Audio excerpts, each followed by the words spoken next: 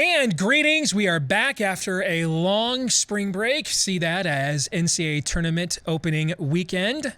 Hopefully you enjoyed your spring break as well, if you had any. My name is Steve Deace. In case you had forgotten, it's been a few days. Alongside Todders and Aaron McIntyre, each of us also had a little spring break, get down and get away and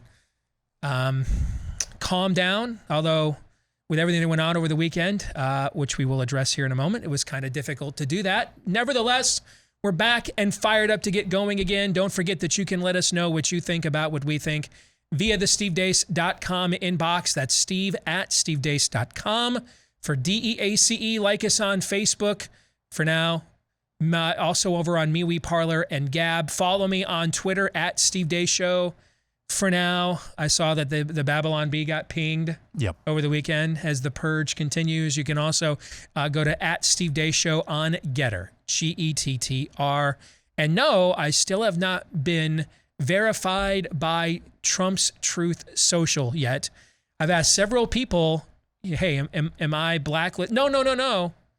I don't know. I'd kind of like to be blacklisted because in a way that would be more comforting than they're just this bad at this and far behind. You know what I'm saying? I mean, if that's going to be our social media Fox News, we at least need it to be run like if that's our new social media Overton window here that we all have to bow down to, like Fox News has been for 20 years. Can we at least have a professionally run outfit, do you think, right? Like, you never tuned into O'Reilly and thought, is it going to be on at 7:07? Is it going to be on at 7:18? Is it going to be on at 7? You know what I'm saying? I mean, we need, can it run properly? All the best people, Steve. So they came to me 6 months ago and said, hey, we would like for you to help beta test this for us. And I did. And I gave it a pretty strong recommendation. I liked the way that it looked. I liked the way that it operated. But now apparently I can't get verified on there. So who knows? Maybe someday. You can also watch clips of the show at rumble.com/Steve Deace Show. Again, that is rumble.com/Steve Deace Show. Of course, I spent a good amount of time over the weekend in the man cave watching college basketball. I think I watched a little bit of every single game of the NCAA tournament. And one thing I did see a lot of, though, were commercials. And by the way, that Matthew Stafford commercial, have you guys seen that one? Yeah. How great is that commercial? That's good. I mean, that's exceedingly well done. But for every one of those that has a little charm and a little heart, there were a lot of commercials, man, pimping masks and all kinds of spirit of the agey crap. Another reminder, we don't have an option to do that very often, but one place that we do, that we kind of all do because it's difficult to thrive as a modern American without a mobile phone, do business with people who are not trying to give your worldview the business, all right? That actually support your values when the opportunity presents itself, and it does with our friends over at Patriot Mobile. Get the same coverage you get from the big boys who hate you. We made the switch back in the fall, and we also put it off for many years. We thought it would be a big hassle and everything else. We got the same coverage we got for 20 plus years from T-Mobile without directly giving money to people that hate us. We even upgraded a couple of our phones in the process. They've got a grade A customer service team over there. If you're a veteran or first responder, let them know when you go to make the switch. They'll give you even bigger discounts as a way of saying thank you for your service. As for everybody else, they've got deals going on all the time right now. Get a free activation with my name, Steve, as your offer code when you go to patriotmobile.com/Steve. Again, that's patriotmobile.com/Steve, or go over to 972-PATRIOT. So we were gone for a few days about a month ago when I took the family to Universal for a winter break getaway. And I had some time to kind of think, and I used that time just to kind of reset and recalibrate. And one of the reasons I did so with that downtime is it occurred to me that as it becomes more and more obvious that the fault lines in America are no longer the right versus left paradigm that we had on this, on these kinds of platforms, and we had in this movement for decades. But we now live in an era where about 6 months ago, I watched an entire 18-minute monologue from Russell Brand, and I liked it. Over the weekend, I watched another 5-minute clip of Russell Brand, and I tweeted out, I think I might agree with 70% of this. maybe more, where I am affirmatively citing and retweeting Bill Maher, who thinks I'm religious. It dawned on me during the downtime down there in Florida that we got to kind of reset the macro, the meta level here, because there's a new political paradigm in America. And the culture war has shifted. I long for the luxury of the old left-right paradigm. There was clarity there. But we live in a very deceptive time now. And now the new paradigm, and I think this will become even more and more obvious, is those who value, seek, or want to tell truth versus everybody else who does not. And that's going to create more pluralistic and diverse coalitions than what we had before. One temptation will be to honor that coalition idolatrously by changing my convictions and what I believe in order to serve that coalition. Now, if you have to change your convictions and what you believe in order to serve a coalition, it's not a coalition. It is a cult. You just described groupthink. But given what transpired in the controversy over both Leah Thomas and Dave Rubin, our colleague here at the Blaze over the weekend, and I think we need to be reminded they are kind of the same story.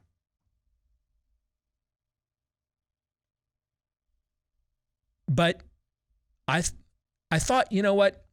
I kind of anticipated, I didn't think it was going to happen like in 2 or 3 weeks, but I thought we would go down a road that we would have to make sure at a meta macro level up here, the convictions that drive us on this program are not going to change, despite the fact of the conditions on the ground down here. That doesn't mean my tactics won't change in recognition of what's going on down here, but I won't change my convictions. I was going to do more about this. I'm sure next hour when we do our Monday town hall, there will be specific questions on this, which I'll be happy to get into more specifically. But our colleagues here, Delano Squires, did a phenomenal column. It's up on all my social media channels from over the weekend about this controversy. Ali Stuckey put out a video this morning. I've not had a chance to share it, but it's well done as well. For now, let me say 2 things. Number 1, even if we don't share the same convictions, we can be aligned together if we share the same concerns. Just know and understand, I am not changing my convictions for you because we do share the same concerns. That may not be good enough for you. I'm okay with that, and I don't take it personally. But if you require all of my convictions to line up with yours, to be in an alliance, and your convictions differ from mine, I'm not changing my convictions for you. My convictions are the things that I am ultimately and eternally accountable to God for. My concerns or my positions are things that I have a wide range of depth of concern about. But aligning with you on those things does not cause me to violate my convictions, so my conscience is clear. And as long as you're okay with that, as long as you are okay understanding that I am making an accommodation for you, that what you may do or believe violates my convictions, but there are other areas where we are aligned, and I'm happy to work with you in those areas, provided you don't ask me to violate my convictions to affirm you in those other areas. As long as you're okay with that, then I'm happy to love my neighbor as I love myself. I think this is something we're going to have to confront. The more obvious and pluralistic. I didn't know Joe Rogan had a podcast, guys. I didn't know. I thought he was the Fear Factor dude. I didn't know he had a podcast until early March of 2020 when a bunch of you emailed me and said, hey, you got to listen to Rogan's podcast with Michael Osterholm on there talking about coronavirus. I was like, wait a minute. The Fear Factor guy? You want me to listen to that podcast? So that's number one. I'm not changing up here. At least not for you. Or any of you, actually. If you're okay with that, and there are areas down here that still matter, but are not of eternal preeminence, and we agree on those things, I'm happy to work with you. Just understand, this up here is never changing for you. It just never is. I'm sola scriptura. I hired a Catholic to edit my material. Have I ever changed my sola scriptura view for you on any level, despite all the times you tried to argue against it? No. No. Nor have you asked me to change mine. No, I have not. No. Have I ever hidden, though, my sola scriptura conviction from you? No, and nor have you asked me to hide Nor mine. have I asked you to change yours. Exactly. See where we're going here. Okay? I don't believe there is any atonement for your sin that will satisfy the wrath of God other than what Jesus Christ did at the cross. And that if you have to understand who Jesus Christ was. He is God with us. He is the physical manifestation of the triune God. He is both God and the Son of God. That's the Jesus Christ I'm talking about. And I don't believe, aside from him, there is any atonement for yours and my sins that will satisfy the wrath of God. Now, are there people here at Blaze Media who don't agree with that? Yeah. One of them's actually one of my very best friends in the entire network, Daniel Horowitz. Have I changed any of my convictions on Daniel's behalf? No. No. Has he asked me to? No. No. But are there plenty of other areas of deep concern that we work well and pleasantly together? Oh, and have become good friends regardless of those only seems differences? to grow as time moves on. Right. So, I'm not changing those views because those are the things, they're not views, they're convictions. Those are the things I'm eternally accountable to God for. Here's the second thing. During the marriage wars, I was routinely mocked for pointing out during that time period that the debate we were really having was not about the definition of marriage. The debate we were really having is about gender altogether. Because the core of this argument was that there are natural affections for men and women beyond one another. And if that's true, then there's really no point to male or female at all. The other side understands this. They're actually operating more consistently. That's why they put those things together. They intended from the very beginning. They did not just intend to blur one of these lines. They intended to blur them all from the very beginning.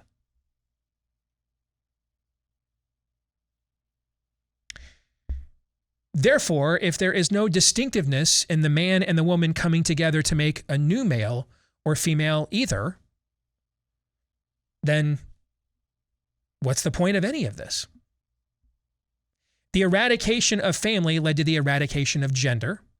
The eradication of gender is what is the result of the eradication of the family. These things all work together. If there are natural affections for men and women beyond each other, then there is no point to gender, and then there is really no requirement that a child have a father and a mother.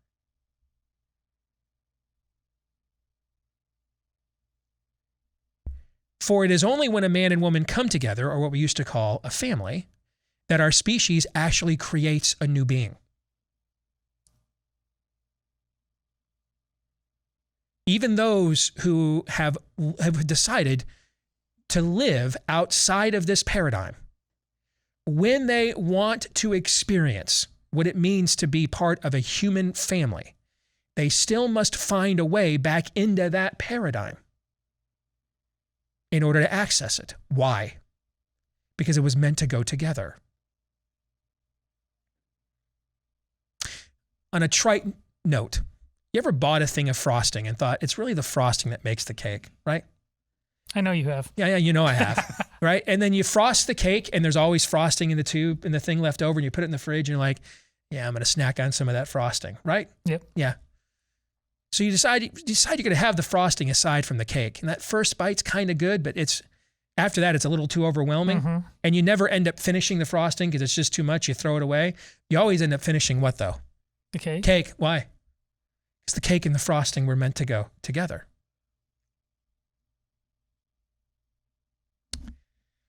It is only when a man and woman come together, what we used to call family, that our species creates a new being.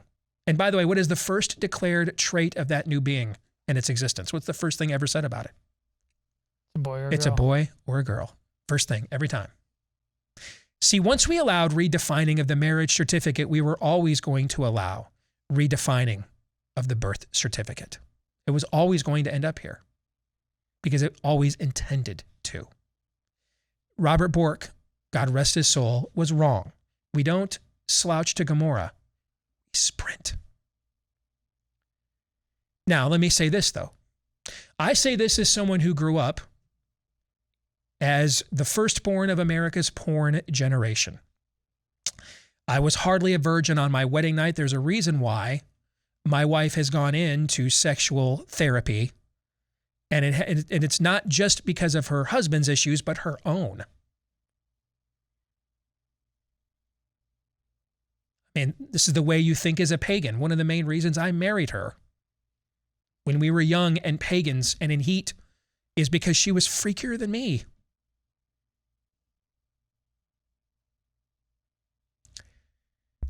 I have struggled with sexual temptation my entire post-puberty life as an adult. So I am well aware. I live with it every day. I am well aware of how weak the flesh is. So I've lived the other side of this too. I'm a kid born to a 15-year-old mom. She was not assaulted. She had sex with her high school senior boyfriend and conceived a child. She then almost aborted me. She chose not to. She was a single mom for the first 2 years of my life, living with her mom, who was also twice divorced and a single mom, on every form of government assistance. Even after we married my abusive stepdad, who never really accepted me really as his own. Many of those first years, we struggled. I was on government cheese, ADC, food stamps, all of it. These programs were not created because there was too much marriage happening in America. Too much of people waiting to have children until they were married. It is not those kinds of families that are accessing those government programs, folks. That's the kinds that don't make those moral decisions that are. This all goes together. I've lived both sides of the sexual revolution. I was conceived within it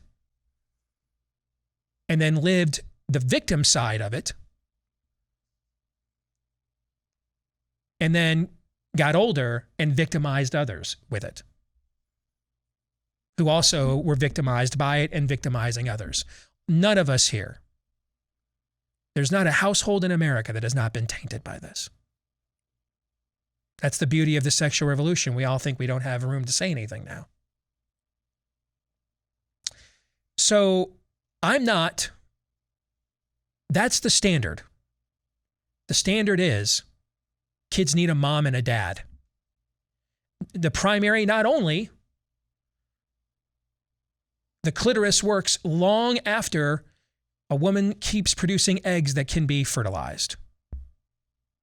So it's not the only purpose of sex, but it is the primary purpose, is the perpetuation of the species.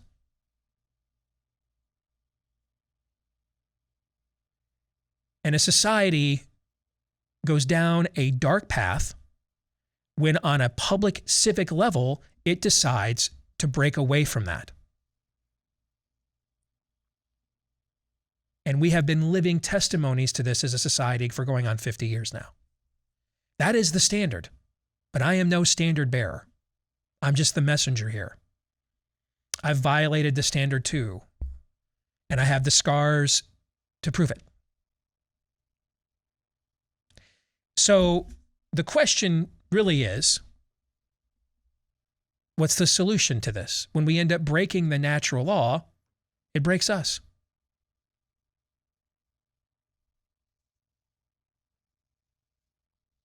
Thankfully, there is one who can put us back together. And that's why on our show, we do everything we can to point people to him and not to ourselves. Because we will fail you. We already have. We will disappoint you. We already have. We're human. And that's why we put the biblical worldview at the forefront of this show. Much of the time this show was growing, much of the time that this show was looked at as a beacon of truth in this culture during COVID, my marriage was teetering on the brink much of that time. I was almost a divorce statistic. Now, I didn't give up my own convictions.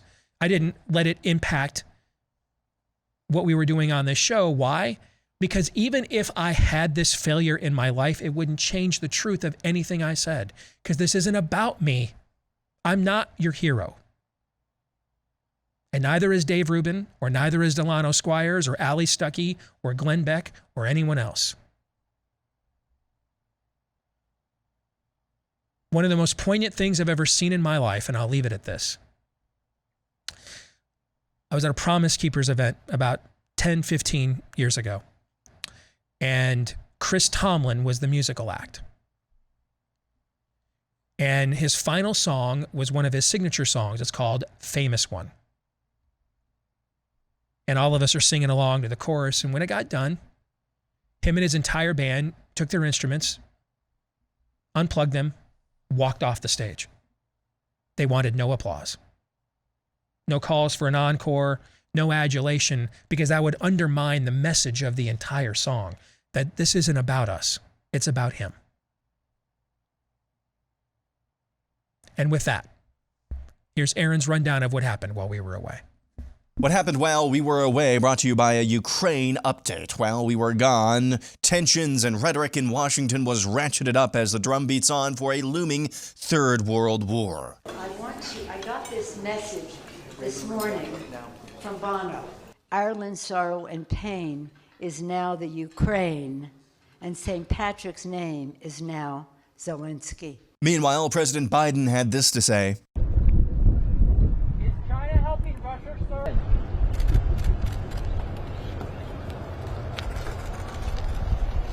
In other news, Lord Farquaad was back on the Sunday morning shows. We have to be careful that if we do see a surge as a result of that, that we're flexible enough to reinstitute the kinds of interventions that could be necessary to stop an additional surge. China is dealing with its worst COVID outbreak to date, or so they want us to believe.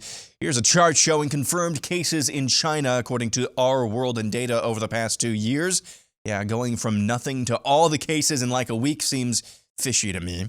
A new expose from the Daily Mail alleges the UK government vastly overestimated COVID mortalities over the past 2 years. The piece says other causes were more likely to have resulted in people's deaths than COVID alone, including terminally ill patients who lost their battle with disease who were posthumously presumed to have died from COVID. A new poll from Ecos of Canadians shows a very, very weird trend.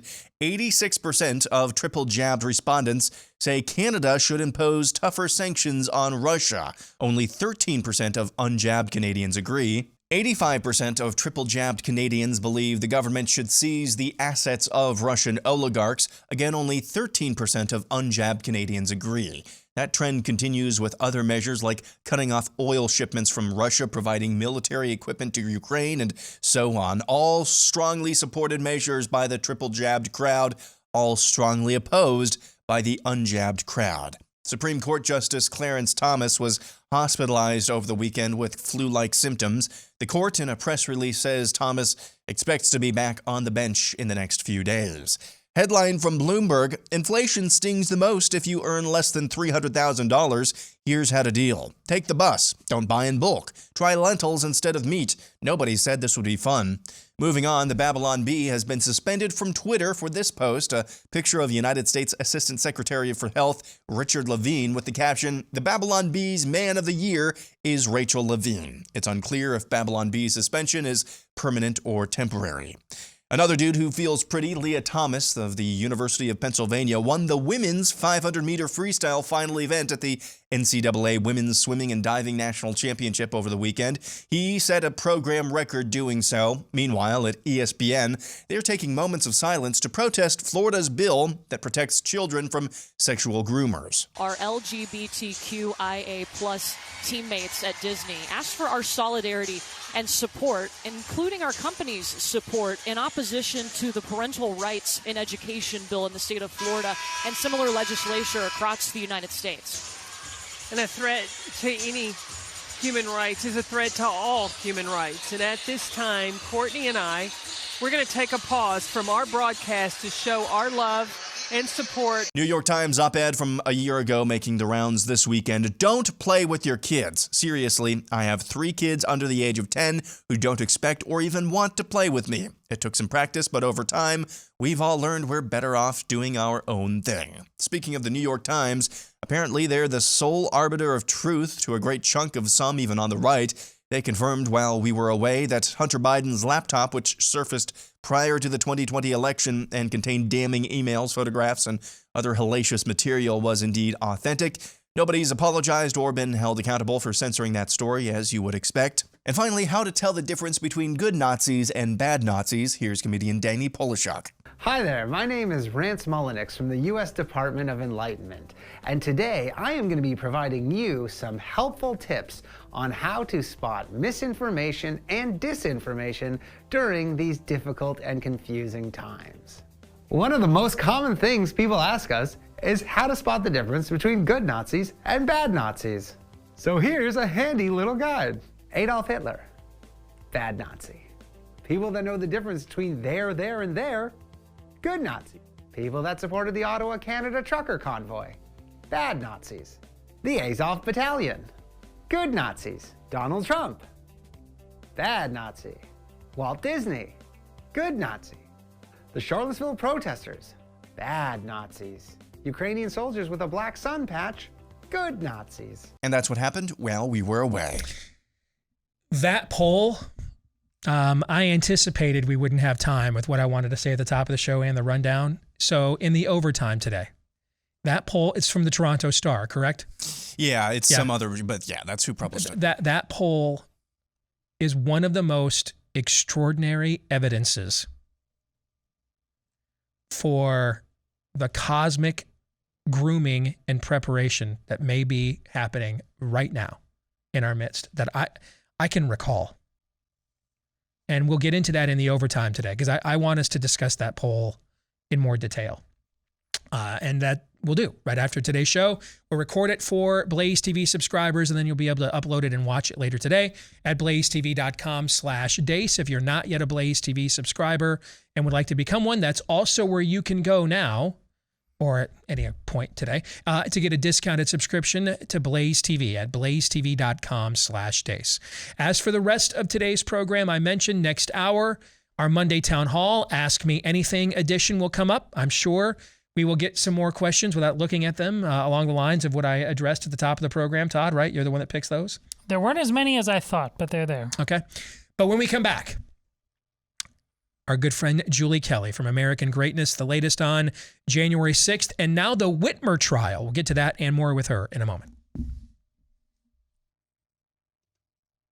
Hey, before you go in for that mortgage or refi or auto or business loan, make sure you have complete control over your credit score. That you know, of course, nowadays they'll give you your score. Used to be they wouldn't even do that. Now they'll give you your score and often for free, but will they show you why you have the score that you have? And then will they show you what you can do to get to the specific score you want. ScoreMaster did that for me last fall, and we use that as one of the tools in our arsenal to refi our house at an obscenely low interest rate. So I know how it works. I know that it works. This is the information that they have on you that they often don't want to share with you, or they share it with you in a way that is not easy to understand and to translate. ScoreMaster makes it accessible to you, because it's most importantly your information. It should be accessible to you more than anybody else. So if you want to see how many plus points you can add to your credit score, you can try it for free and then decide if you want to go from there. When you go to scoremaster.com/Steve, ScoreMaster, just like it sounds, scoremaster.com/Steve. It has been too long since we have talked to our good friend Julie Kelly over at American Greatness, but I mean, she's a big star now. She doesn't have as much time for the little people as she used to have. Julie, how are you? That is not true. I always have time for you. Aaron is lying to you. Do not listen to him. Okay. Or Todd, whoever set this up. Always have time. They lie to me all the time. I pay them to do that, in fact. All right. But that's a topic for another day in my fragile male ego. All right, let's get to what is going on. Let's start with the Whitmer trial. And this started this week, correct? Or today, actually, right? Week. All right. Last week. Okay. And this is the crazy case where there was allegedly a kidnapping plot of the Michigan governor, Gretchen Whitmer. But I've been following your reporting on this, like I have on everything else. And this, again, seems like another case, man, where there's more to this than meets the eye. Tell us about it. Honestly, you could take the best fiction writer in the world, and they would not be able to concoct this sort of plot that apparently the FBI and who knows what other agencies were involved in. So we're talking about the plot to allegedly kidnap and perhaps kill Gretchen Whitmer. Several men were arrested on October 7th of 2020. Of course, conveniently, as early voting was underway, not only in Michigan, but of course, states across the country. This led to all sorts of negative headlines about Donald Trump, that these white militia groups were targeting one of his biggest political nemesis right before the election. Joe Biden spoke out. Gretchen Whitmer gave this really overwrought press briefing on it. But it turns out the defense attorneys have been building a very convincing case of FBI entrapment. You have at least a dozen undercover agents and informants, and it looks like far more as I'm covering the trial, people who are mentioned who have not been charged, that were centrally involved in this plot from the very beginning, shepherding and organizing, luring these men to different activities, training camps, reconnaissance, meetings, etc. The FBI was paying for all of this and really lured sort of this ragtag bunch of misfits in a way together to portray them as this dangerous right-wing white supremacist militia who is going to kidnap the governor of Michigan. But it looks like all along this is yet another very intricate and successful FBI plan to involve itself in another presidential election, which it definitely did. So then why would they risk a trial? Because that's what we've seen with January 6th. There have been some trials, but a lot of these are indefinite detentions. There have been hearings, motions, but not the full discovery process that the full onslaught of a trial would provide that level of transparency. Why did they risk it here then? So that's a great question, and I get that a lot. Steve, there's no way the government could drop the cases. 2 of the men have already pleaded guilty, and they will testify for the government. And they gave sort of these forced confessions that, no, the FBI did not induce us to commit any of these acts. This was completely the other defendants. So I think that they're bargaining on these 2 defendants who pleaded to make their case for them. But it's so high profile. And I think, to your point, the backdrop of what's happening with January 6th, and we're now today on the second trial. But as these trials are ongoing and people are raising questions about the FBI's involvement, I really don't think the DOJ could have just dropped these cases without raising whole lots of other questions. And of course, the defense then filing suit against the government for entrapping their clients. But I don't think it's going well for the prosecution at all. They now have on the stand last Friday and today I was covering their chief informant. His name was Dan. paid $64,000 by the FBI for 6 months' work, got new tires, got a new laptop.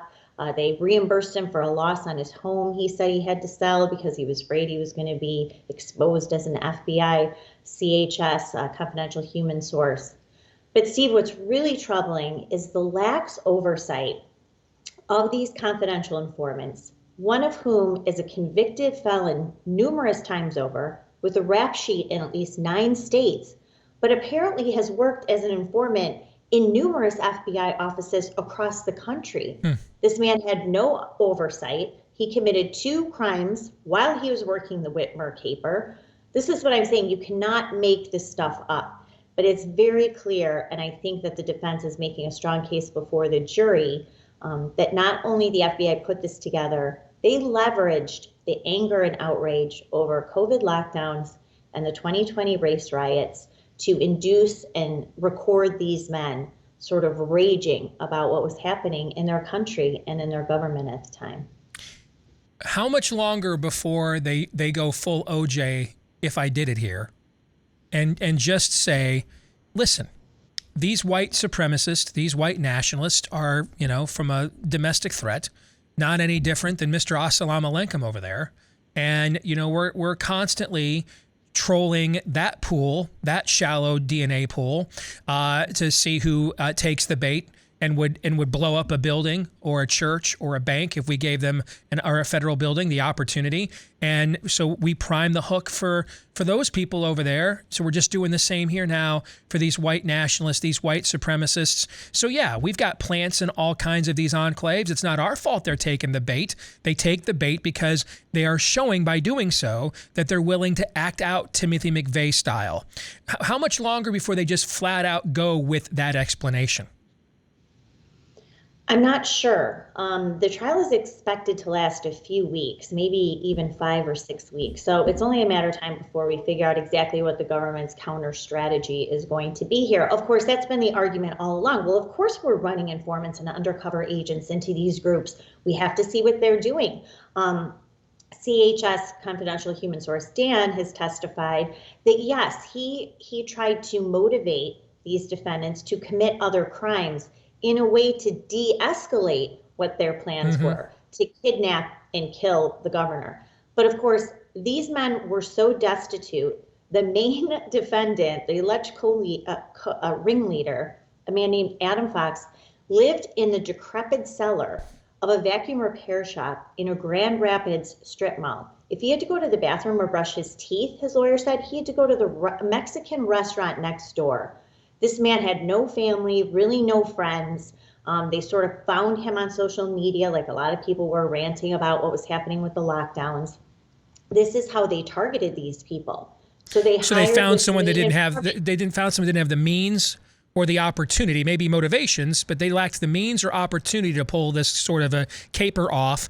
But it perpetuates a political narrative that they want to posit to the public. So they used him basically as a guinea pig. Is that basically what you're saying here? Yeah, he was a dupe. I mean, he was lured into this with other men who they just were observing on social media and kind of put them all together. They organized what was called a National Militia Conference in Dublin, Ohio on June 6th of 2020. They lured these men in, one of the other top informants, the criminal I was referring to, Steve Robeson. This is June 6th. They record these men who are infuriated about the ongoing riots throughout the country. The informant tried to lure these men into Columbus, Ohio, which is just south of Dublin, Ohio. Dublin is a suburb. Lure them to go to Columbus, which was under National Guard surveillance because of ongoing rioting there. Tried to get them to go there to confront these BLM activists. This is the sort of behavior that the government was trying to induce, using the rage about lockdowns and then the race riots to convince people or to put together this alleged kidnapping scheme. Really nefarious, dark stuff. Because even if you want to do the full David French here on this one and say, well, these guys would act out, that's why they took the bait. Here's a question. Is it smart, even if you accept that as a premise, then should our federal government be out there incentivizing that kind of behavior just so it can have the headlines on MSNBC tonight that it wants, right? So I don't know what the justification for this is either way. Well, it really is to bolster Christopher Wray's idea that these white supremacy militia groups pose a greater threat to the homeland than foreign terror threats. Right, and political narrative, yeah. Exactly right. But what Dan and another FBI agent, his handling agent, discussed in a text in August was that they needed to work to keep this group together. It looked like this ragtag group who didn't know each other before the FBI got involved and put them all together. It looked like they were going to disband. One of the men they thought was too crazy, Adam Fox, one of the defendants called him Captain Autism. They weren't friends. They weren't anything. They would sort of get stoned, and then the FBI would record them saying these things. In August, they thought they were all going to go their separate ways. The FBI tells one of the informants, no, you have to keep this group together. You have to keep this group together. They were asked, well, why would you want to keep a violent group together? Yeah. Well, to oversee what they were going to do. Well, of course, that's not the case. That's not what they were doing. Well, that's a good segue to the other thing I wanted to ask you about. Here, I got about 2 minutes, which won't do it justice, and I'm sorry for that. But what is the latest on what's going on with the January 6th detainees? So the detainees, we still have about 70 or 80 who are being held behind bars. Some of them now, Steve, going on over 14 months that they've been incarcerated, awaiting trials, including non-violent defendants. So we had the first trial before a jury. DC jury took less than 3 hours to find the very first defendant to face trial, to find him guilty on 5 counts. This is how quickly things would go before a DC highly partisan jury. So today is actually a bench trial for Couey Griffin, the Cowboys for Trump man, who was charged with trespassing, 2 low-level trespassing charges. He too stayed in jail for a few weeks as a judge denied him bail, claiming that he was a threat to the community, to the country, because he participated in January 6th. So we're finally starting to get some of the trials. I don't know how the bench trial will go versus jury, but this is, as we're starting to uncover the evidence, furthermore, seeing what the government wants to cover up, which is all of the surveillance video. So every time we've ever had you on, I've always closed this conversation with this question. I'll do it again now. Based on all the investigating you have done, what is your best guess of what really happened on January 6th? That it was still, and always has been, and there's more evidence that it was an inside job, that it was mostly conceived and concocted by the same forces that put together the Whitmer kidnapping plot on a grander scale. Of course, storming the Lansing Capitol was part of the Whitmer kidnapping plot. I think that was a trial run for what we saw on January 6th. And I don't think the country is ready to really grasp the complexity and the totality of what our government did to make sure that January 6th happened. Now, you're talking MK Ultra kind of stuff here, Julie. You realize that, right? I mean, that's kind of what you're talking about. What do you mean? Who did you say? MK Ultra, like when they experiment on their own people to create LSD, stuff like that. I mean, that's kind of what you're talking about. Is that level of government skullduggery? That's what you're talking about. It is. I really don't think, Steve, people are going to be able to wrap their minds around what happened before, during, and certainly after January 6th. But what I'm hearing about the evidence that is coming out, what the government is concealing, not just 14,000 hours of surveillance video, but still to this day has 400,000 pages of FBI records that they have not made available to defense attorneys, even as trials are starting. Yeah, what's the benign innocent explanation for that? There's a reason why. Yeah. That's right. Yep. You're doing great work, Julie. Quickly, how can our audience continue to follow that work?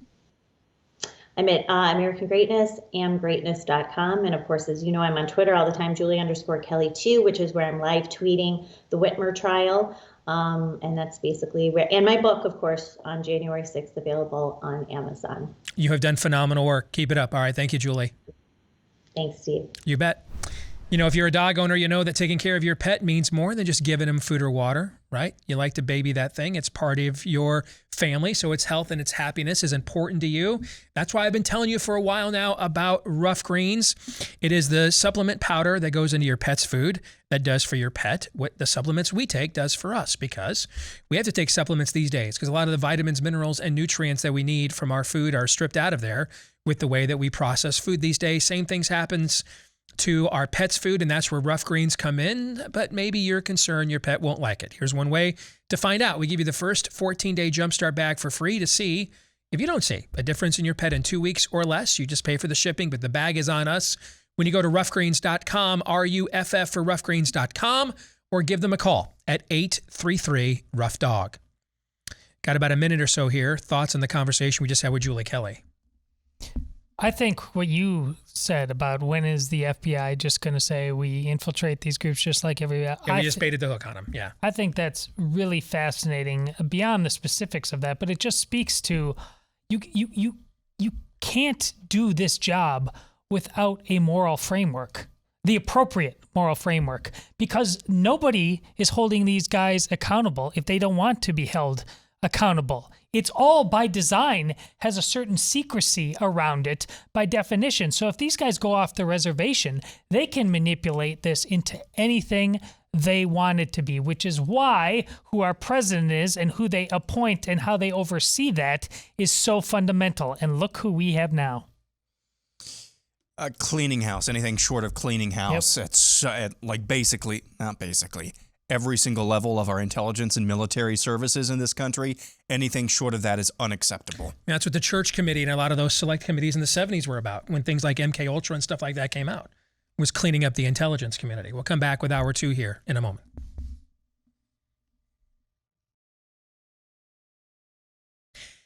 Back with hour 2, live and on demand, but not that much in demand.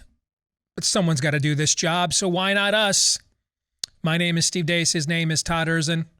His name is Aaron McIntyre. You have a name too, I would assume, which we may get to know one day if you take advantage of the stevedeace.com inbox by emailing the show, steve@stevedeace.com or DEACE.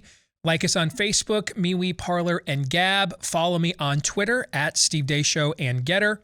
And then also get clips of the show free of censorship and free to watch at rumble.com/Steve Deace Show as well. That's rumble.com/Steve Deace Show. And if you are a podcast listener, we appreciate you. Thank you. Please show your appreciation for us by leaving us a 5-star review and or hitting subscribe or follow, if that's the word that they use on your platform of choice now. The more of you that do that, I'm told anyway, it helps our show. I don't know how. I just know, though, that it does boost our fragile male egos. So we're all for it and want to thank all of you that have provided us the boost that we need. Thank you.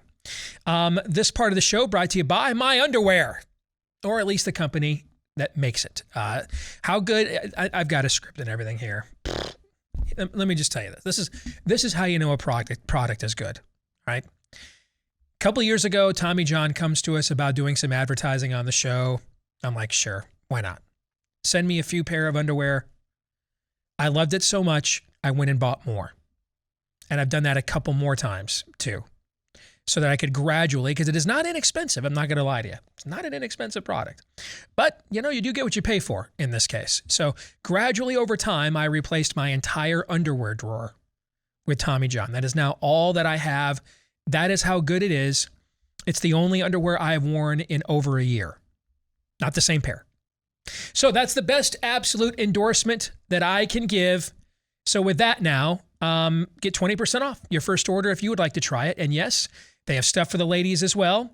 TommyJohn.com/Steve for 20% off your first order when you go to TommyJohn.com/Steve. All right, coming up now, it is time for our Monday Town Hall Ask Me Anything Facebook edition. And no questions are off limits. Todd, though, they're off limits to me. I've not seen any of these questions before they will get read here live on the air. Todd selects these questions for each round and then feeds them to Aaron. So are we ready to go? We are. All right. Aaron, you may fire when ready. We will begin with Ian David Frazier. Why won't you and the rest of cultural right directly speak out against Dave Rubin and the heads of Conservative Inc. for fully supporting them? Everyone was openly criticizing Mayor Pete for doing the same thing as Rubin, but it has since been silent from the likes of you, Matt Walsh, and the rest of the vocal activists. This question was sent yesterday? Yeah. Okay. I mean, I wasn't silent about this the entire time. I mean, I posted a Twitter thread on it when I was on vacation. I posted something similar on every single one of my social media networks. I shared a critical to contrarian viewpoint that is very much my own from another one of our colleagues here, Delano Squires, on, again, all my social media accounts while I was on vacation. Help me quantify this. What do you think he would mean? What threshold of distinction have I not met for him? Would you think he would say, or would you guys say, for that matter? It's pretty clear that he and other people who were coming in, as I was out of state, so I was sporadically looking at this and answered in my own way. But it is a lot of people have reached the point with this stuff that I think that they reached in ultimately anointing Trump in 2016. And they basically wanted somebody to like lift up a severed head or something like that. They're just exhausted and burnt out. And I don't know if the two names there versus anybody else have any specific meaning, or they're the ones they actually trust the most, so they're reaching out. But you could just, the feeling of frustration was palpable among people. Like, do we have anybody out there who really believes what they say? There was pushback from people even within our own company. I've not seen much pushback elsewhere from other companies, but I mean, there were people who pushed back on this pretty quickly from within our own company and publicly. I mean, I had, I don't know Dave Rubin very well. I think I've met him in person twice. He's been on our show once before, and I think it's before his show came here, actually, or right around the time it first did. I have been on his show before. They, ironically, actually asked me to come on Friday, on his Friday roundtable. My wife and I had an appointment that we had put off for a day that I had a day off, and it was right when he was taping, so I could not do it. This isn't where I have some personal relationship or anything of that nature. If you...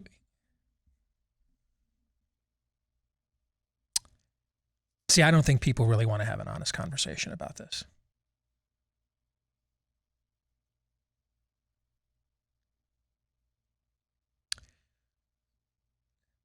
Are you sure you want me to have an honest conversation about this?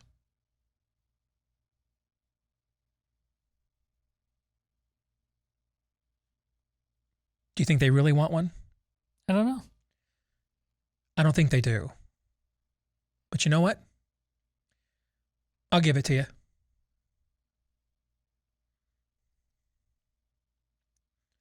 One of the most powerful scenes in the New Testament is when a woman caught in adultery is brought before Christ. Now, here's the thing. Can a woman commit adultery on her own? No. No. She cannot commit adultery on her own. Which means if she was caught committing adultery, there had to be another being there, most likely a male, correct? Mm-hmm. Why isn't he brought before Christ? Ever thought about that?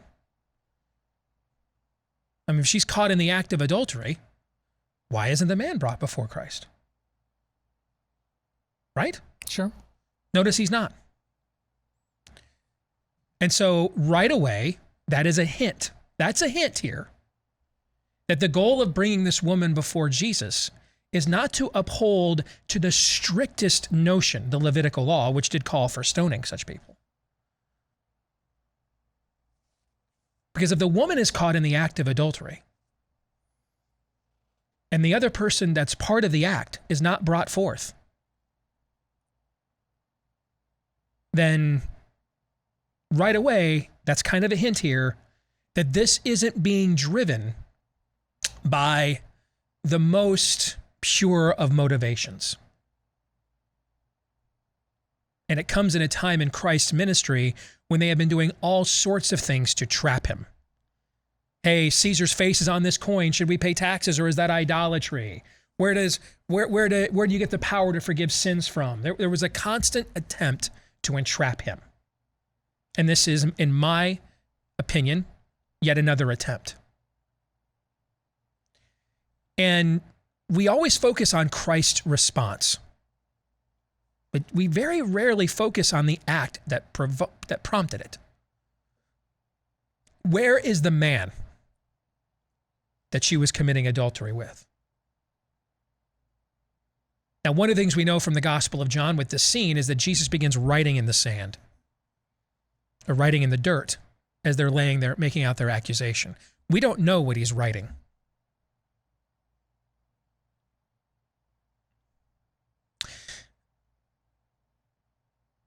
We don't know what he's writing, but could you imagine if it was the name of the man?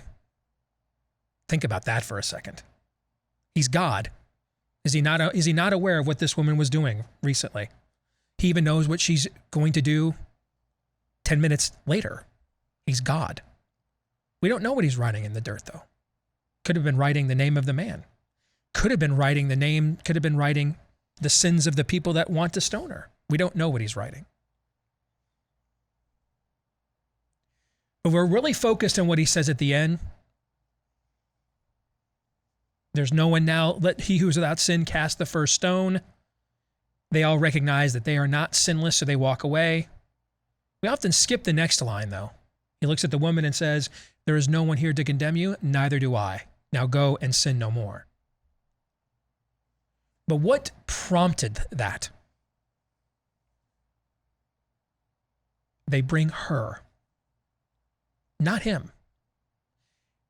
Jesus died for our sins, bled for them, was tortured over them. The idea he doesn't take sin seriously. No one has ever taken it more. No one ever has. The real question is, though, particularly among us who have a tendency to scream and yell the most about them, do we take it seriously? Are we really being serious? A mob gathers, brings Christ a woman caught in the act of adultery. She is an adulterer.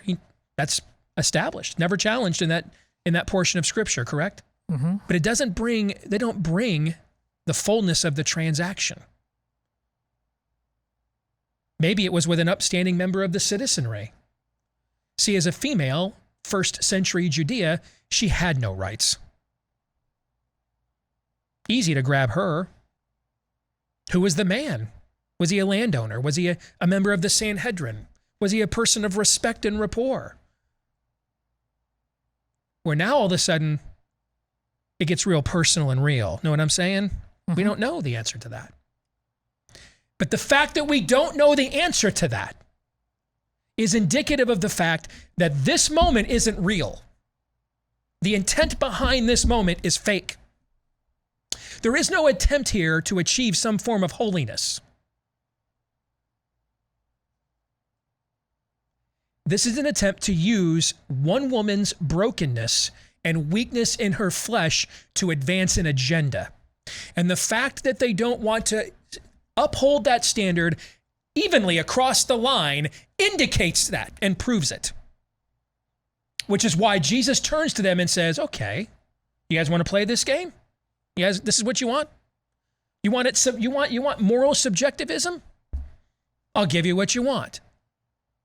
Since this is your standard, not mine, I wrote the Levitical law. I know darn well what it says. It's mine. But this isn't the law you want upheld. It's your agenda. It's your narrative you want upheld because you brought her alone. So then fine. You're the hanging jury. Whichever one of you is sinless, there's one sinless person in this exchange. Who is it? Jesus, the only sinless person in this exchange. Fine. You want a subjective And by the way, were there multiple moments in the Gospels where Christ calls out subjectively applied standards? About 27, 38, 57 of them? Most of the Gospels, that's what he does, right? That's what's happening here. And he looks at the mob and he says, fine, here's your subjective standard. You may have it. Since this is your standard that you want this woman condemned by, how many of you are living by your own standard? Raise your hands. And if you are, by all means, cast away. No one can do so.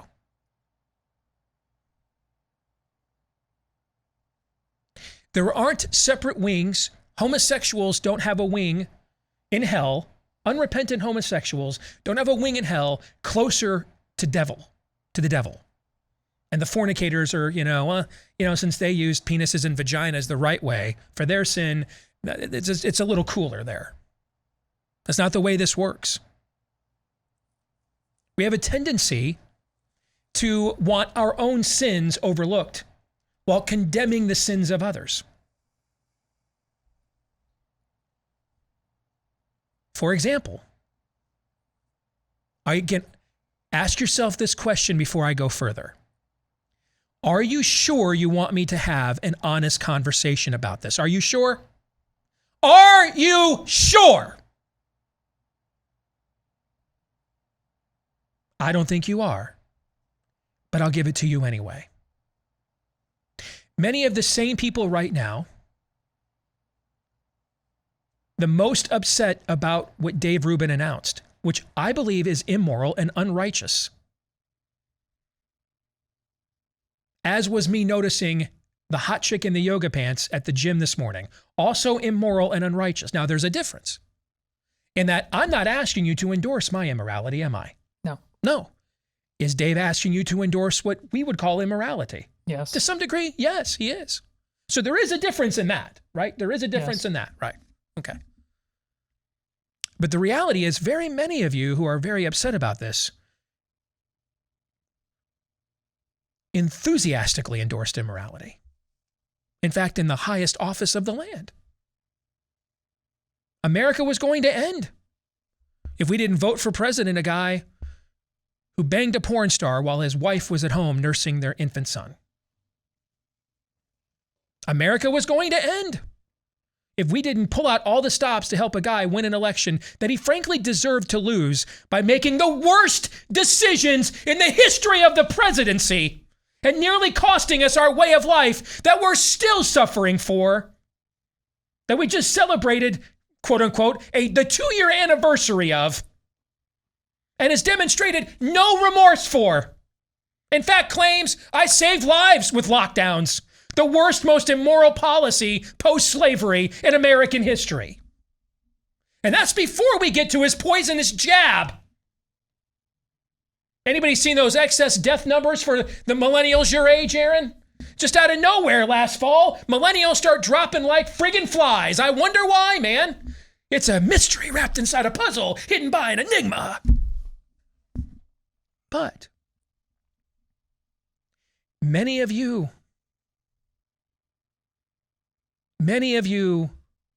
who want to take the most angry position about what Dave Rubin announced on Friday,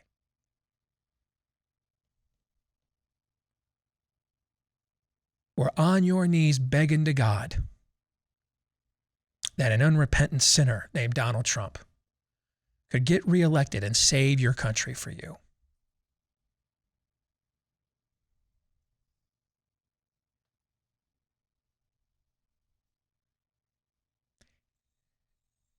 I told you you didn't want to have an honest conversation about this.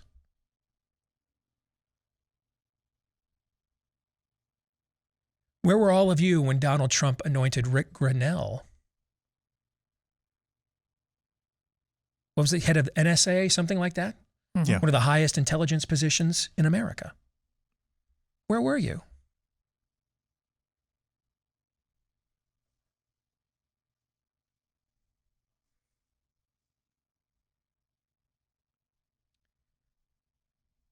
Judge not, lest ye be judged. For by the same standard you judge others, so shall you also be judged.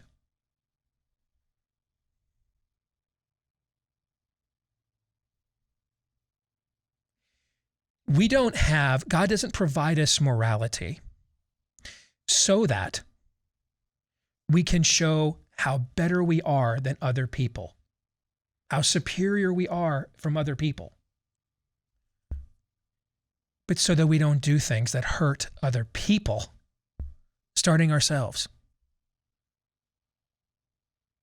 I'm sure he means well. He's a critical thinker. I respect him intellectually. But Dave has already made a decision to harm his child by denying it a mother.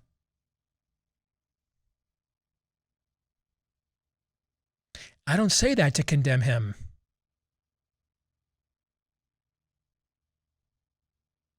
Because I am just as deserving of hell as anybody else. I say that for the sake of that child. Because I'm commanded to love my neighbor as I love myself. And all of us deserve the love of a father and a mother. I know what it's like to not have one of them in my life. And I know what happens to you when you don't. I know the kind of person it turns you into, the kinds of challenges and demons you then have to confront and maybe never overcome. Because I don't have a father. I have a biological that didn't bother and an abusive stepdad who never really fully accepted me. So I know. My mother almost killed me.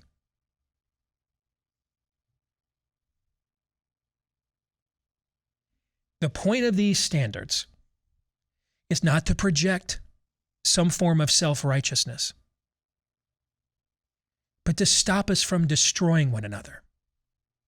The same inclinations that caused Donald Trump to leave his nursing wife and bang a porn star were the same inclinations that caused him, the first time Anthony Fauci showed him a little skirt, the first time Debbie Birx said, "Here, Mr. Trump, here's how you'll be the hero and not kill 2 million people if you just do what we say." Those sort of same craven instincts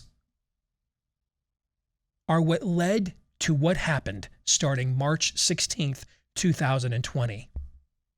To the man who said a week later, we got to stop these 15 days to flatten the curve. We're going to come back. The country's coming back like Easter, perfect time for a resurrection. And then turned up Monday after Easter Sunday with 30 days to slow the spread. Many of the same people that don't want to take that jab cannot wait. And I agree with you. I'm never taking it. No matter what they threaten me with, I'll never put that crap in my body, ever. But many of you are literally counting down the days so you can vote for him for GOP nominee again. Even though he's basically a Pfizer salesman. So if you want to get nuts, let's get nuts. Are we sure we really want to have these conversations? See, I've not gone there previously because I have my own issues. What Dave Rubin is doing is wrong, but he's not really accountable to me.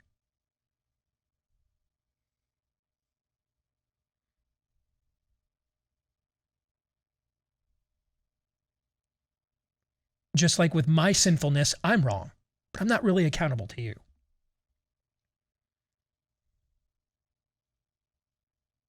The question is, though, when we decide that we are accountable to one another, are we truly willing to wield that standard all the way through?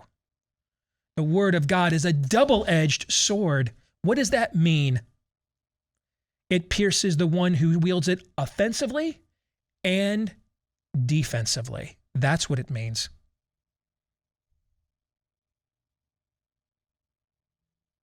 Jesus is abandoned by people when he feeds 5,000 with 2 loaves of bread and a loaf of bread and 2 fish. But when he's abandoned, he turns to his disciples and says, "Are you going to abandon me too?" He doesn't turn to his disciples and say, "You're so much better than the people that left." No, he challenges them too. What's your standard? What's your integrity? What's your plumb line?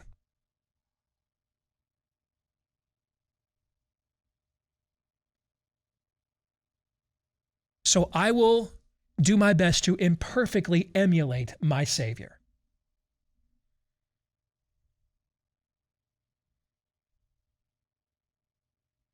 I will happily throw stones at David Rubin, provided you show me that we're the ones qualified to throw them. That we're going to take that standard all the way, all the way, all the way.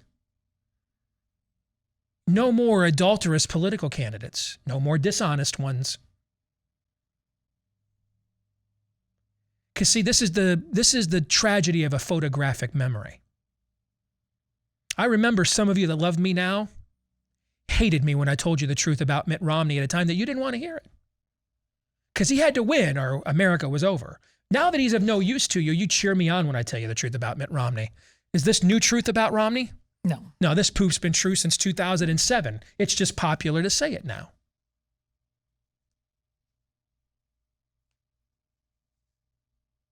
So are we disciples and followers that we uphold these standards to glorify him, or are we the mob that brings Jesus the adulterous woman?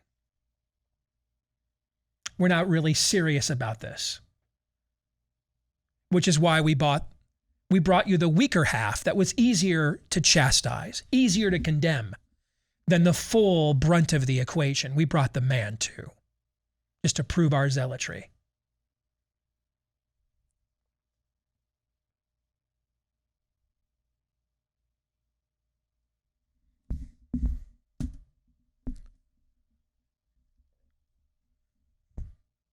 Aren't you happy we had an honest conversation about this? If anything, I'm going to thank Dave Rubin because he's prompted one of the few really honest conversations we've had in this fake movement and industry that we have been for the last 2 decades that has taken all this freedom and liberty that came from our Creator and handed it over for clicks and access and contributor gigs on Fox. Now we're getting real. Now this is real stuff now. Now we're having conversations that matter. Not, can I come up with the term biological male and maybe that won't get me banned so I can hold on to my followers because I got a book coming out next year.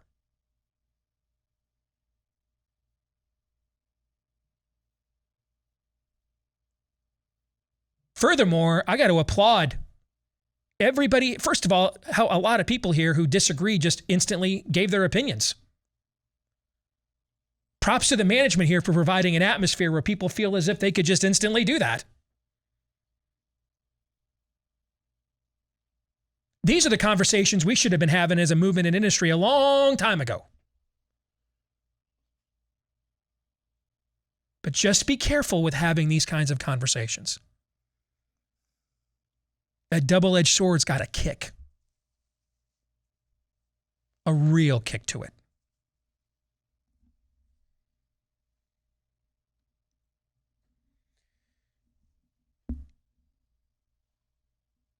Awkward time for a live read, so I won't do that to a client.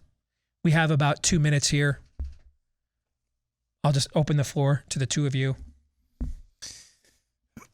Somebody I already saw asked, how do you know what's in Trump's heart, Steve? And that he's not a repentant sinner. He said so himself. Yeah, he told us he wasn't. Yeah, he said so himself. What was that, 2015, 2016? On stage, in front of in front of a crowd, on live television, asked if he'd ever asked God for forgiveness, and he said, basically, no. No, he's not. So there's that. So you can, consider that question answered, as we have before. I have a lot of empathy. I was very upset, obviously, whenever that it felt like Friday night, but it was actually Wednesday night when I saw this go down, and I thought it was that there were a lot of things going on at one time.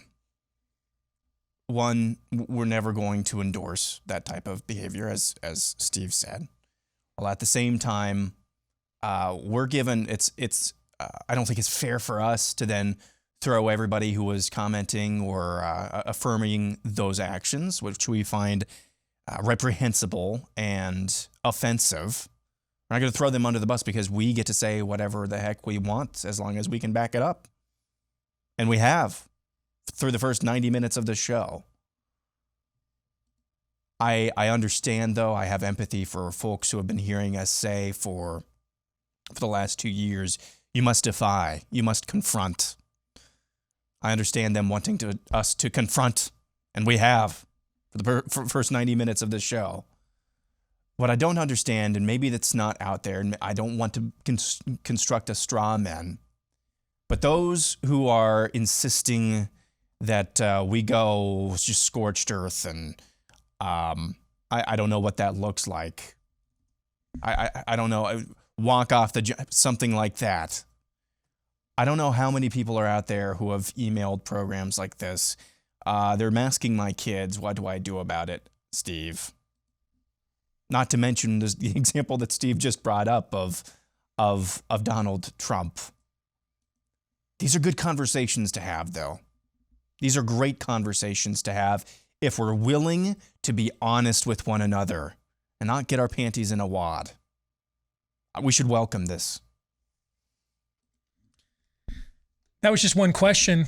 There are others, right, that won't take me so long to answer? No, they will too. We'll find out when we come back.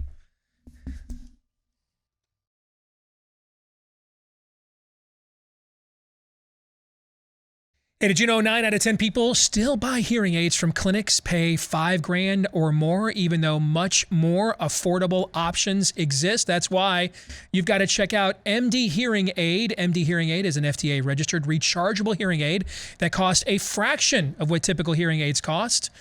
Hearing aids require clinic-level care for the best results. Clinic-level care comes from licensed hearing professionals. MD Hearing Aid brings you that clinic-level care right to you via telemedicine from doctors and licensed hearing professionals. Founded by an ENT surgeon who saw how many of his patients needed hearing aids but couldn't afford them, he made it his mission to develop a quality hearing aid that just about anyone can afford. So if you want to get clinical-level care for 80% less, you can do it with MD Hearing Aid. Just go to mdhearingaid.com. Use the promo code Steve to get their buy one, get one for $299.99 each. That's it. Under $300, about 80% less than an average hearing aid costs you right now. With mdhearingaid.com using the promo code Steve. They'll also add in a free extra charging case. That's about $100 value for our audience right now at mdhearingaid.com/Steve. All right, Aaron, back to the Ask Me Anything. One more question tangential to the conversation dominating the show today. This is from Kelly Vittorino. Do you think in vitro fertilization and gestational surrogacy is a violation of God's natural law? Now, this is a good question, and it is frankly something I had not really wrestled in depth with until I saw that our colleague Allie Stuckey attached that to this particular issue as well.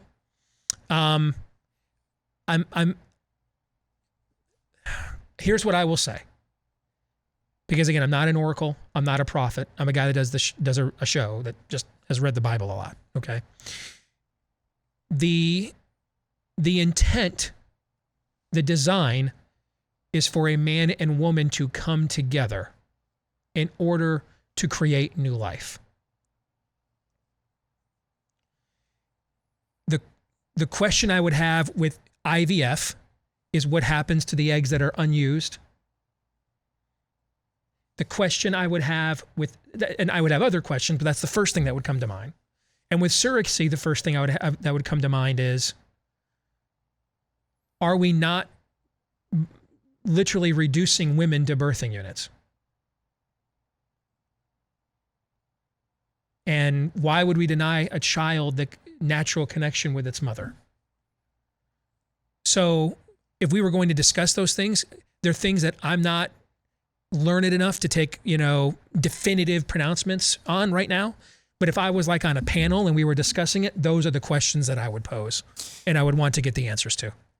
Yeah, I also, if I can just interject, I know it's not Ask Aaron anything as well. I mean, Bella and I had a conversation about this this weekend in the context that it's being used with Dave Rubin. I don't think that's just kids need a mom and a dad. So I think that's a non-starter in vitro and surrogacy. I just think that's wrong to be used in this way. I don't think there's any question about that. I'm not sure. I need to listen to what Allie had to say. I'm not really sure there's necessarily any clear picture in the Bible to say no. I would ask, though, why this would be a primary choice when adoption is also available. As a Catholic, I would be remiss. I don't need to go on, but the answer is a clear and obvious yes from my perspective. It reduces all of us to a level of utilitarianism that is repugnant to the things of God. Ready to move on? Before we move on, I need your help with this one, okay? Because this is more up your alley. Got all right. it. So BattleBox is one of our new partners here on the show. They're a monthly subscription service for handpicked outdoor survival and everyday carry gear. And you guys know, man, I don't go anywhere that there's not a couple bars on my phone and access to live sporting events. You guys know I'm just the ugly American. All right.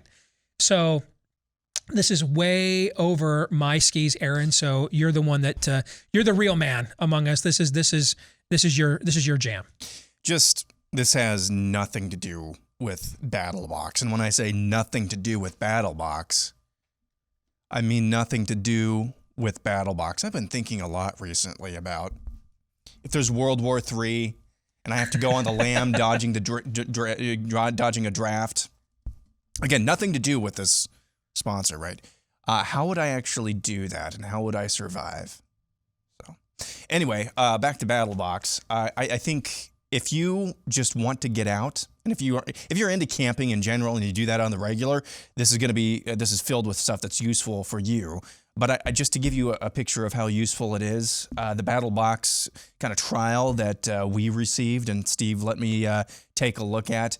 Basically, you could survive. You could survive just off of that cardboard box and what's contained therein for a good, week and a half or so. If not just at least a week before you can, start hunting and doing things of your own volition there. That's how much stuff is in there. Stuff to start fires, stuff to sustain you, food until such time as you start catching your own. Ways to make fire, ways to make shelter, ways to skin an animal, like a really cool knife that was in there as well.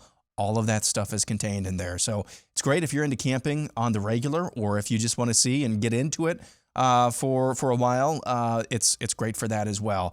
All of the stuff in there, I keep calling it stuff because it is high quality material and high quality products. That's really going to help you out if you want to get into camping, or if you already are into survivalist endeavors. So if you're more manly than me, like Aaron, from now until March 31st, get a free mystery box worth over $100 plus with any new subscription when you try battlebox.com/Steve. Try battlebox.com/Steve. That's a free mystery box worth over $100 or more right now at trybattlebox, all one word, trybattlebox.com/Steve. Amy Flam Staubach says, just a bit ago, for 3 non-political questions, you commented on time travel, that you wouldn't be able to change anything when traveling time because of the strengths of God's will. I pondered after that answer, if that were true, then why would doing anything now change things? I've had conversations with peers at church where they say God will work it out, but I always say we have free will and cooperate with God's grace. So what, if anything, do you think our actions have on society at large? If we can't change things in time, why try to change society? So this is apparently, Todd thought, Steve's been gone a week or half a week. A lot of people have forgotten about him. Let me pick the most absolutely divisive questions, have him completely alienate everybody, and then I just move over a chair. Is that basically the master plan? All right. I'm a giver. Yeah. No question about it. We have free will. Our free will works in accordance with God's grace. It does not overcome God's sovereignty. Otherwise, he wouldn't be sovereign.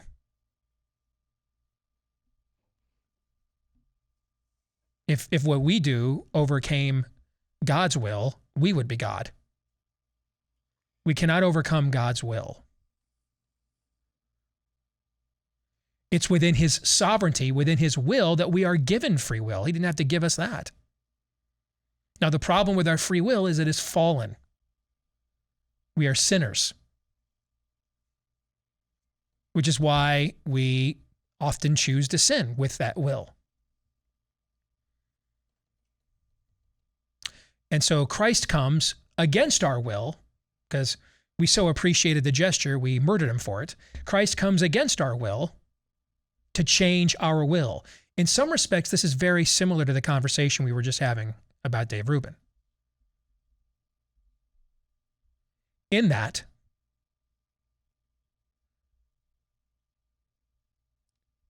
Jesus actually wants us to be honest about who we are. It's the tepid, it's the lukewarm, it's the hypocritical. Let's be honest. You're not hiding anything from me.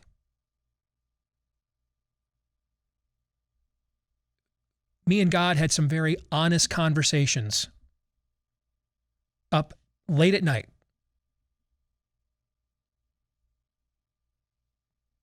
about what was happening, what I was watching happen to my culture those 23 months, and then what was going on in my own family and my own marriage at that time. I didn't begin with the presumption, I can hide this from God, he won't know. Oh man, dude, come on. So let's straight up, let's just be real about who we are. God comes along and says, I appreciate the honesty, but here's the question, here's the follow-up question for you. Are you who you were meant to be? Are you who you were created to be? Are you fulfilling the purpose and the potential I gave you? Just because you're being real, just because you're being sincere,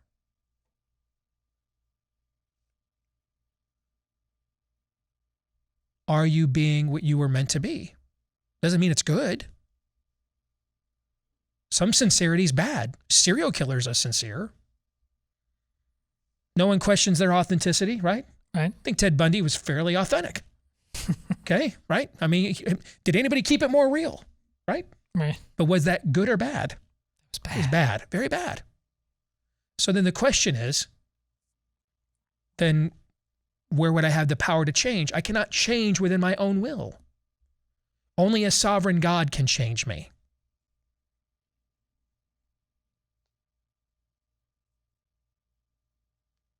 Now, he doesn't want to do it against your will. That's why it's a relationship. But ultimately, he at some point has to act against your will. Otherwise, no one would be saved because none would choose him. We're all sinners. There wasn't some special quotient of the Torah that we fulfilled and God said, you know what? They checked enough boxes and they've shown me they're ready for Messiah. Send them Emmanuel. Did we invoke that? No. No. When the time was right, God sent his son. Jesus, friend of sinners. While we were enemies, Christ died for us. So at some point, he had to violate our will. Now, we can all argue with each other how much of our will he still has to violate to get his way, but he had to violate our will somewhere to get his way. We didn't provoke him to send the Messiah. We didn't want to be saved. We didn't think we were lost. So it's not so much about how much free will you have, but how much free will you still want to use. Jesus prays, disciples say to Jesus, teach us how to pray. Our Father who art in heaven, hallowed or honored, revered be your name. thy kingdom come, thy will be done on earth as it is in heaven. He doesn't teach them, here's how to use your free will perfectly and morally. No, give up your will for God's. That's really the issue. We can do some damnable things with our free will. The question is, will we exchange it for his will?